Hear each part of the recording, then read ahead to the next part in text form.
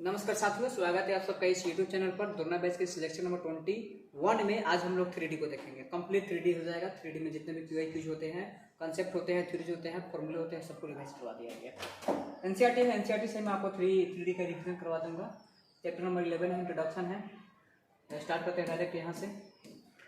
Direction को sign. अब चूंकि ये रिविजन वीडियो है, यहाँ पर वन शॉट में किसी चैप्टर को समाप्त करना होता है, तो चूंकि स्पीड तो रहेगा ही, तेजी से रहेंगे ही। अब तो पूरा साल में जैसे पढ़ाई होता है और यहाँ पर पढ़ाई होता है, थोड़ा तो अंतर आएगा ही, वहाँ पर स्पीड मेंटेन करना पड़ेगा।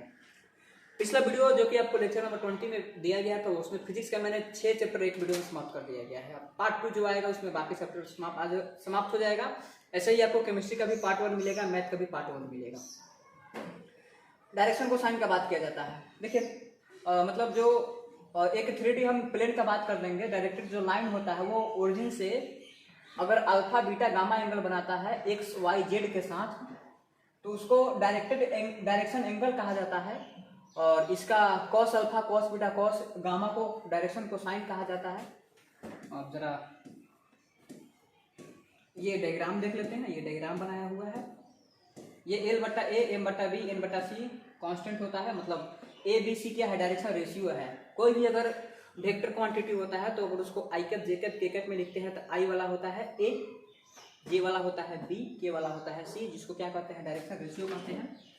अगर इसका डायरेक्शन को साइन एल एम एन है तो एल बट्टा ए एम बट्टा बी एन बट्टा सी कांस्टेंट होता है के। और यहाँ पर ओवरऑल मैं आपको एक फॉर्मूला बता रहा हूँ जो कि याद रखना है। एल का मान होता है प्लस माइनस ए बटा अंडर रूट, मतलब A square plus B square plus C क्या कहलाता है, उसका मॉड कहलाता है। फिर एम बराबर हो जाएगा बी बटा में उसका मॉड, सी बटा में उसका mod. L square plus m square plus n square का मान 1 होता है।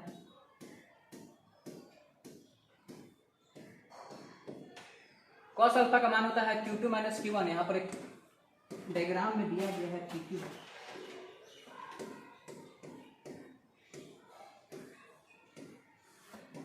PQ, ये जो PQ है इसके हिसाब से यहाँ पर कहा जा रहा है कॉस अल्फा बराबर x2 माइनस x1 बटा PQ, कॉस बीटा बराबर y2 माइनस y1 बटा PQ, कॉस गामा बराबर z2 माइनस z1 बटा PQ। PQ मतलब दोनों के बीच का डिस्टेंस x2 माइनस x1 का whole square plus y2 minus y1 का whole square plus z2 minus z1 का होल स्क्वायर। क्वेश्चन दिया गया है अल्फा बीटा गामा का मान 90 डिग्री 60 डिग्री 30 डिग्री है, तो डायरेक्शन को साइन बताना है। तो cos alpha cos beta cos gamma हो जाएगा। बाकी ये पॉइंट है 0, -1। ये ओ डैश का मतलब -1 होता है। एनसीईआरटी में ऐसे ही लिखा जाता है।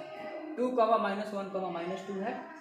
डायरेक्शन को साइन बताना है तो 2 बट्टा में इसका मॉड, -1 बट्टा में इसका मॉड, फिर -2 बट्टा में इसका मॉड। अगर एक पॉइंट है -2, -4, -5 और दूसरा पॉइंट है 1, 2, 5, तो ये दोनों से पास करने वाला डायरेक्शन को साइन का मान क्या होगा। तो ऊपर देखिए यहाँ पर बताया गया है। फॉर्मूला क्या था, x2 माइनस x1 बटा PQ, y2 माइनस y1 बटा PQ, z2 माइनस z1 बटा PQ। मतलब सवाल को कैसे बनाया जाएगा, ये फॉर्मूला लिखा जाएगा। पहले PQ निकाल लेंगे, PQ का मान आ जाएगा तो x2 में से x1 हटा देंगे बट्टा में PQ, y2 में से y1 हटा देंगे बट्टा में PQ, z2 में से z1 हटा देंगे बट्टा में PQ। डायरेक्शन को साइन आ जाएगा। एक्सरसाइज दिया हुआ है, एनसीईआरटी का एक्सरसाइज है। फिर बात करते हैं equation of line in space. Space में लाइन का इक्वेशन क्या होता है, तो लेमडा आर वेक्टर बराबर A plus lambda into B vector होता है। एक्स के बदला में x1 प्लस लेमडा इंटू ए लिख सकते हैं, y के बदला में y1 plus lambda into B लिख सकते हैं, z बराबर लिख सकते हैं z1 प्लस लेमडा इंटू सी। लेमडा क्या है तो कांस्टेंट है, b क्या है ai cap plus bj cap plus c के कैप। x माइनस x1 बटा ए, y माइनस y1 बटा बी, z माइनस z1 बटा जी। abc क्या है, डायरेक्शन रेशियो है। ये x माइनस x1 बटा एल, y माइनस y1 बटा एल, z माइनस z1 बटा n। मतलब क्योंकि a और l, b और m, c और n का रेशियो सेम होता है, इसलिए a के बदला में l, b के बदला में m, c के बदला में n लिख सकते हैं। क्वेश्चन दिया गया है क्या बोला गया है, find the vector and the Cartesian equation of the line through the point इतना, थ्रू पैरेलल इतना। मतलब इसके पैरेलल जो भी होगा उसका वेक्टर बताना है। देखिए a का मान दिया हुआ है 5i cap plus 2j cap minus 4k cap, and b का मान इतना दिया हुआ है, तो r वेक्टर बराबर कितना हो जाएगा, इतना प्लस लेमडा इनटू इतना, बाकी आ जाएगा।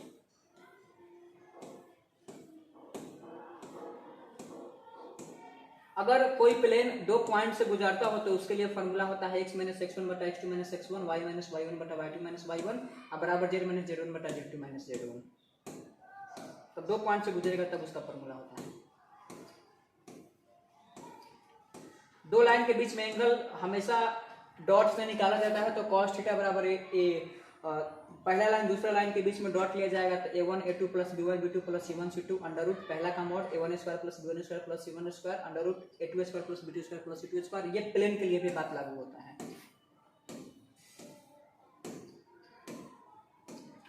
अगर दो लाइन पैरेलल है तो a1 बटा a2 b1 बटा b2 c1 बटा c2। अगर दोनों परपेंडिकुलर है तो a1 a2 plus b1 b2 plus c1 c2 बराबर 0। फिर ये cos थीटा का माना गया।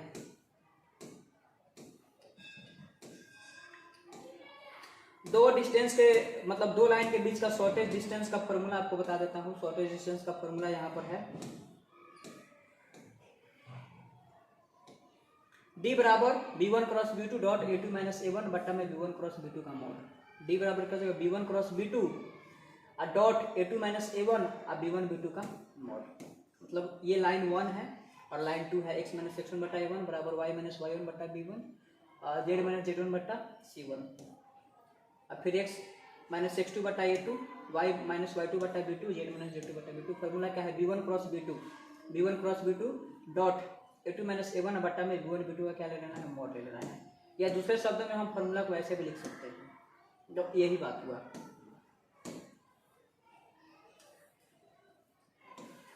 शॉर्टेज डिस्टेंस खत्म।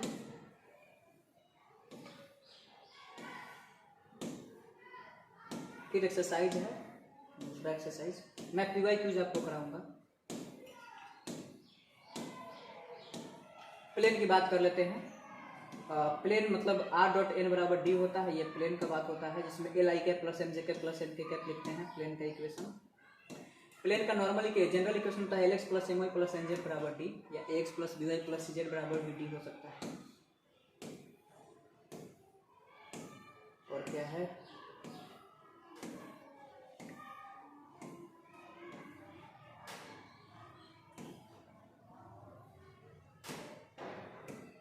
इक्वेशन में लिख सकते हैं। कांस्टेंट होता है ये bc।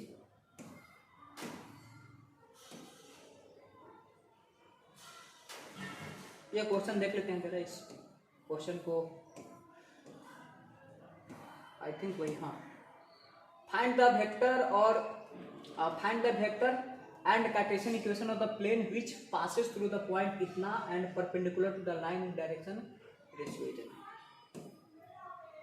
तो वेक्टर कितना है 5, 2, -4। तो a बराबर 5 मतलब 5i cap plus 2j cap minus 4k cap.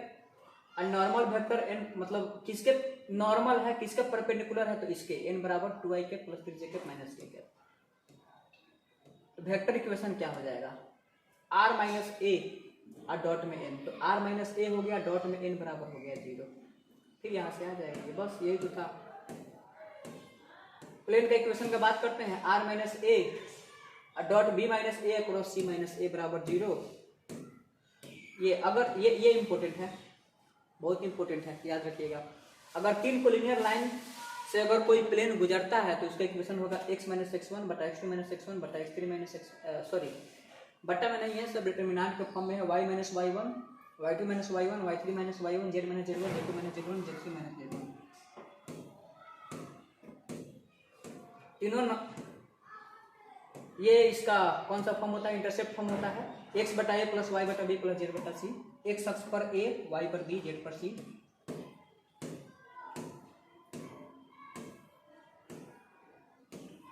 फिर अभी आएगा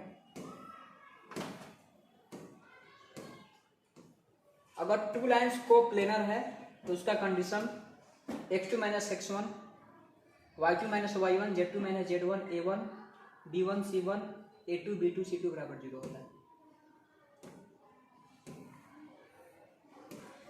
दो प्लेन के बीच का एंगल तो मैंने बताया ही था। दोनों का डॉट बट्टा में दोनों का mod a1 a2 plus b1 b2 plus c1 c2 under root. अगर दो प्लेन परपेंडिकुलर है तो a1 a2 plus b1 b2 plus c1 c2 बराबर 0। अगर पैरेलल है तो a1 बटा a2 बराबर b1 बटा b2 बराबर c2। क्वेश्चन दिया गया। ये जो पीडीएफ है इसको भी मैं डिस्क्रिप्शन बॉक्स में डाल दूंगा। डिस्टेंस का बात कर लेते हैं प्लेन का होगा नीचे भी है ax1 जैसे कि एक प्लेन है जिसका इक्वेशन क्या है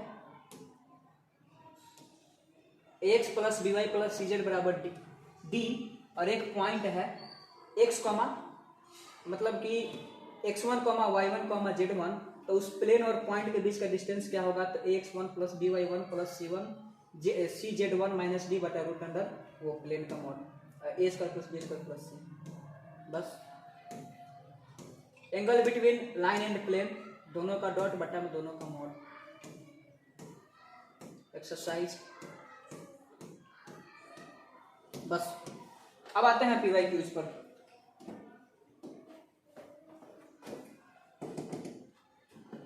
डायरेक्ट मैं पी एच क्यूज की बात करता हूं यहां पर 3D।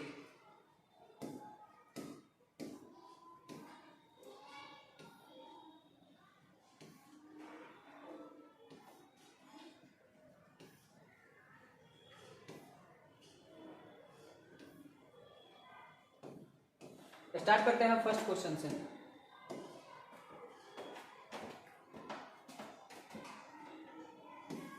देखिएगा क्या पूछा, मूल बिंदु से तल 2x minus 3y plus 4z बराबर 6 की दूरी ज्ञात कीजिए। मैंने अभी अभी फॉर्मूला दिखाया था, उसमें ये एक प्लेन है जिसका इक्वेशन मान लेते हैं कि ax plus by plus cz बराबर d हो, मतलब माइनस डी बराबर 0 भी लिखेंगे तो कोई फर्क नहीं पड़ता है। यहाँ पर एक पॉइंट है, कोऑर्डिनेट कितना है, मूल बिंदु, मूल बिंदु बोला है तो 0,0,0 बताना है कि ये डिस्टेंस कितना होगा, प्लेन से कितना दूर है। इसके बदले में क्या लिखेंगे, 2x माइनस 3y,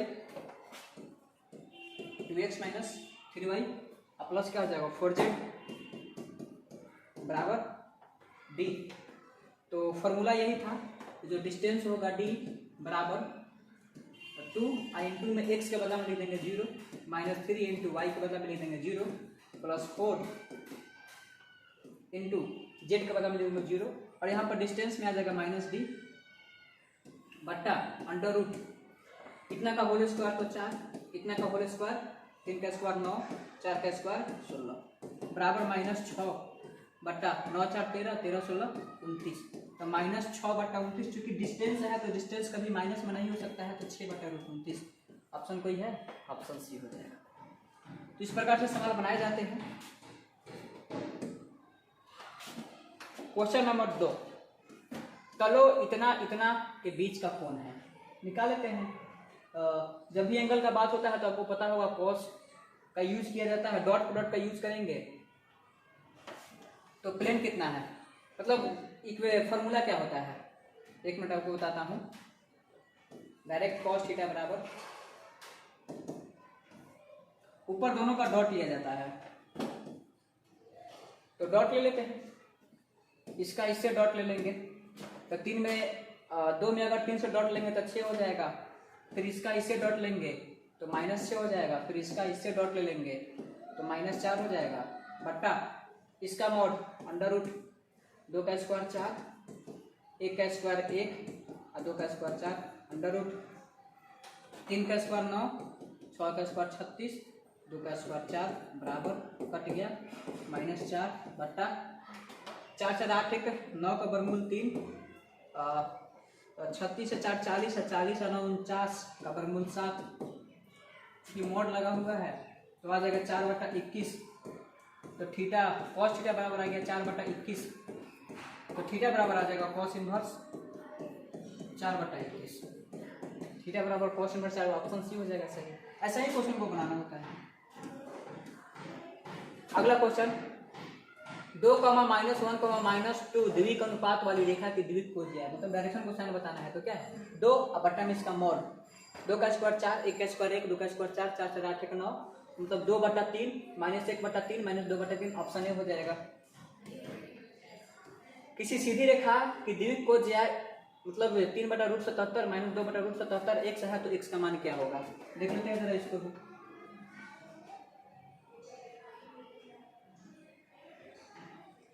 अब चूंकि आपको पता है कि l square plus m square plus n square बराबर 1 होता है, या ऐसे भी कर सकते हैं cos square alpha plus cos square beta plus cos square gamma बराबर 1 होता है। मतलब डायरेक्शन को साइन जितने भी होते हैं अगर सबका स्क्वायर करके जोड़ देते हैं तो उसका वैल्यू हमेशा 1 आएगा, इसका स्क्वायर प्लस इसका स्क्वायर प्लस इसका स्क्वायर भी 1 आएगा। तो 3 और बट्टा में 77 प्लस 2 सॉरी 3/√77 का स्क्वायर करना था, यहाँ पर 9 होगा। 9/77 प्लस 4/77 प्लस x² बराबर 1। यहाँ से कैलकुलेट कर लेंगे तो 8/√77 आ जाएगा।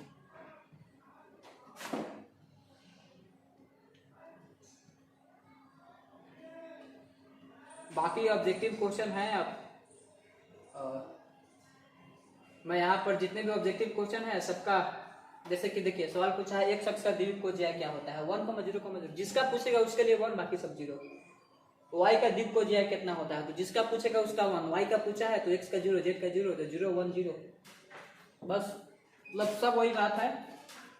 इसका PDF आपको डायरेक्ट मतलब पूरा क्वेश्चन बैंक ही मैं यहाँ पर छाप दिया हूँ, बस और कुछ नहीं। ऑब्जेक्टिव क्वेश्चन है, खत्म हो जा। 5 नंबर का सवाल है, p का मान ज्ञात कीजिए जिससे कि सरल रेखा इतना इतना इतना परस्पर लंब हो।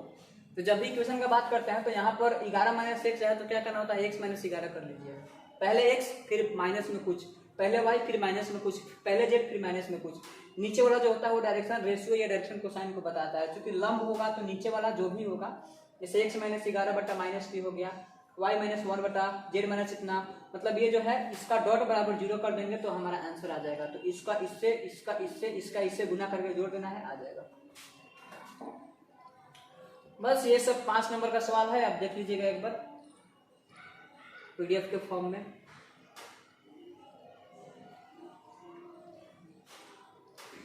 देखिए ये भी क्वेश्चन पूछा गया है, ये जो मैंने फॉर्मूला आपको बताया था।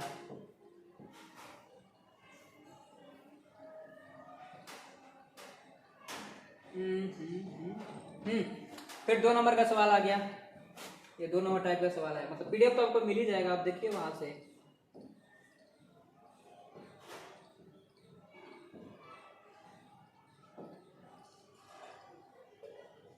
सब 2 नंबर का क्वेश्चन है, कहीं से भी सवाल उठा लीजिएगा, बनने लायक सवाल रहेगा।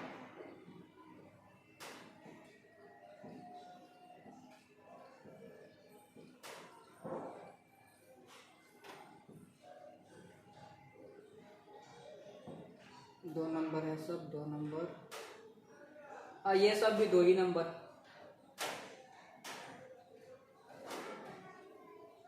कोई भी सवाल उठा लीजिए, सब बनने वाला रहेगा। खत्म हो जाए।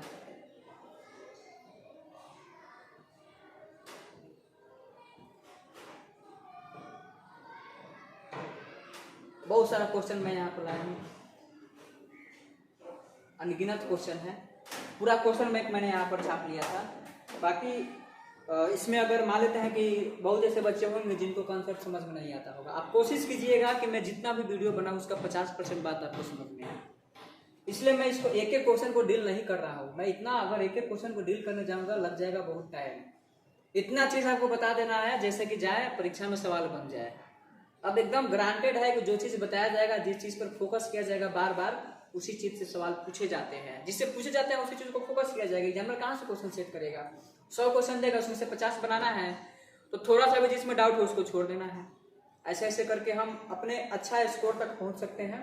तो ये 3D का है। बाकी आप इसका PDF दे दिया जाएगा डिस्क्रिप्शन में, आप इसको बार बार अपना देखिएगा, अच्छा से रिवाइज कीजिएगा। मिलते हैं नेक्स्ट वीडियो में, तब तक ऑल द बेस्ट।